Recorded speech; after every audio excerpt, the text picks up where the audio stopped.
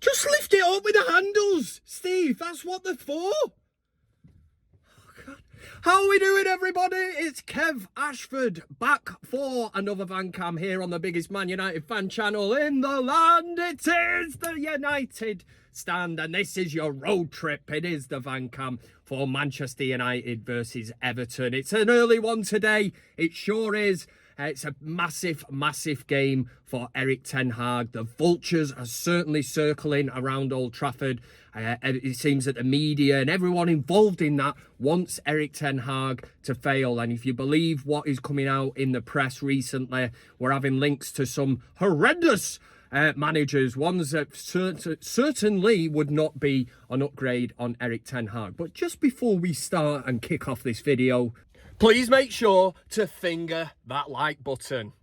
But before we get into that, we might as well mention the Manchester derby. It is still fresh in the memory. It certainly has not left it. But I was touching on just before on Erik ten Hag, the vultures circling around Old Trafford. I do not see how one result against Manchester City, arguably the best team in the world, pains me to say that, but sod it.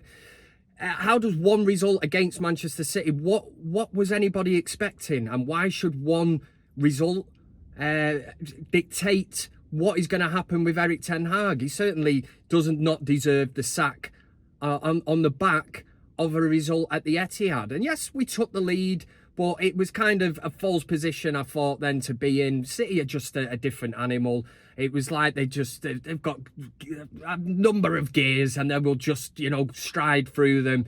They see the game out. And in theory, it was painful to watch at the end, especially them knocking the ball around, olaying and all that. And we've had this a bit, This has happened under previous managers as well when we're playing Manchester City. So in terms of the game plan, I think Erik ten Hag did go to the Etihad. He was trying to keep it tight. Obviously, there was a lot of last-ditch defending in that first half, people throwing bodies in front of the ball and that. But when it ultimately come down to it, City just have that extra bit of class.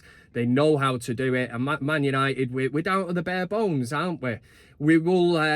Let's look at the injuries that we have at this moment in time. We've been deprived of Luke Shaw, Martinez. And that's huge for United. Obviously, we've had Casemiro missing for certain parts of the season. But the back line has been a major issue at United. But massive game today. It really is, because, like I said, there's people out for Erik ten Hag. And these stories that are coming out from Ineos, regarding Ineos and the links to De Zerbi, Gareth Southgate, don't even get me started. I'm Graham Potter. Couldn't even do it at Chelsea, but apparently, he's good enough for United all of a sudden. I don't like it. I think Erik ten Hag at least deserves. I would give him another season. I'd give him the summer, get some kind of structure at the club, and then we can see exactly what is happening. But as regards to team news today, obviously the big news. Højlund will not be ready. Rasmus is not going to be ready for Everton, and there's talk that he could be back for the cup game, which would be against Liverpool. Now, there's some people that are in two minds. Some people would have maybe preferred him to play against Everton. Maybe some people see that Everton is kind of a must-win game. In theory, it is a must-win game. We should be beating a team like Everton, especially at Old Trafford. And one thing is for sure, there will be no hiding place for any of these players. If they decide to down tools today, you're going to have, 76,000 fans or whatever. There is no hiding place. It's not like an away game where you can just run off down the tunnel like a little rat, getting away from the away fans that are paid good money to go and see you. You will not be able to do that. There'll be no shying away from your responsibilities. I do not want to see that. And if for some reason today we do, and Manchester United are beaten by Everton, do you know what? Let the fans have their say.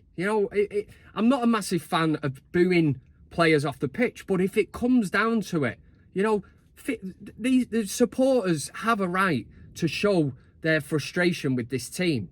And it's the players in general. I wouldn't say it was booing Erik ten Hag. I think people can see through this now, that this has gone on for far too long. And maybe now we're at the point where we can start, to break up this group of players and bring in new players that Erik ten Hag wants. But, I mean, what three things have we learnt at this club, Manchester United, this week after defeat at the derby?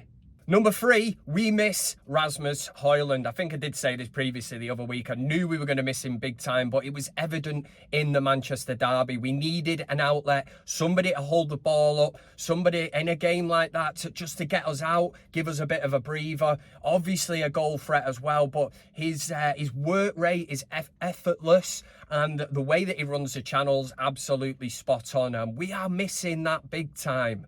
Number 2, Marcus Rashford continues to really disappoint. Now, following his piss up in Belfast, he scored a goal against Wolves, and I think from his point of view, he might have thought, I have silenced the critics. But if you look from that Wolves game, there has been a drop-off. And yes, people will say, well, Kev, he scored an absolute worldie in the derby. Yes, he did. I will agree with that. It was an absolute fantastic goal. But following that then, he could have had a hat-trick before half-time. His performance level really, really dropped. And I'm not saying like many people stood out. It's quite a hard game to gauge him on. But previous games before the Manchester derby, if you look at, there has been this drop-off again. And this seems to be a running theme with Marcus Rashford. And I think fans are starting to get tired of it. Obviously, he has hit back with his statement saying that he loves the club. This is where he wants to be, and he doesn't like what's being said about him. Now, the only way Marcus Rashford can answer that is by doing the business on the pitch, and that's scoring goals, but ultimately putting in performances on a consistent basis. Number 1, Dowell. He's been absolutely sensational this season. Made the right back spot at his own. There was a time when he was trying to get in the United team, trying to get ahead of Wan-Bissaka. But now, as the complete player, this player who seems to move into midfield, he's got the all-round game. Easily Manchester United's, I'd say, most improved player, certainly under Erik ten Hag. Continues to go from strength to strength, and certainly a shout so far at this point of the season as our player of the season. Everton will rock up at Old Trafford. I'm sure that Sean Dyche, will come out and he'll be saying stuff like, yeah, I think we can actually beat them, and all that. But United at the minute, man, we will be a wounded animal. And it's all about whether these players can show the strength and character to bounce back from what was... It was a horrible derby day. We've had so many of these over the years. You almost become accustomed to it, but it's still a horrible feeling. But it's on the players this now. It is on the players to step it up and show that they can fight.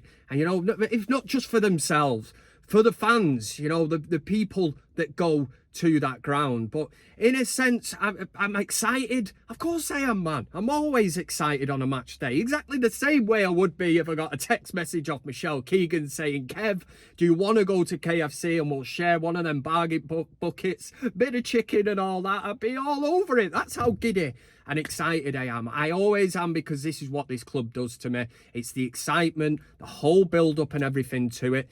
I think we will win. I really do. And I know I'm setting myself up and that, but we need to bounce back. That's what we need to do. And if we've got any aspiration of finishing in the top 4, maybe 5th place might be enough to do it. But we have to put a mega push on from now until the end of the season. And it starts today against Everton, against the Scousers. How's it going, lad? Calm down, and all that. Let's get out there. Let's get at them. From the first whistle, we need to get out there. We need to set the tone for the game. If we can get an early goal, let's control the game. And this is where Erik ten Hag's style of play needs to start coming in. We need to control games, because for so long, all season, I feel like we never have control. And even when we go 2-0 up, how many times have we seen it where this team, the minute the team gets a goal back against us, they have a bit of a wobble and that, and it comes down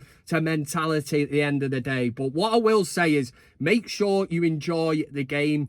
Hopefully, United won't ruin it for us, but this is what it's all about, innit? This is what it is all about. And stay tuned here on the United Stand. You'll have the countdown to kick off. That's me, Beth and Faz are on that.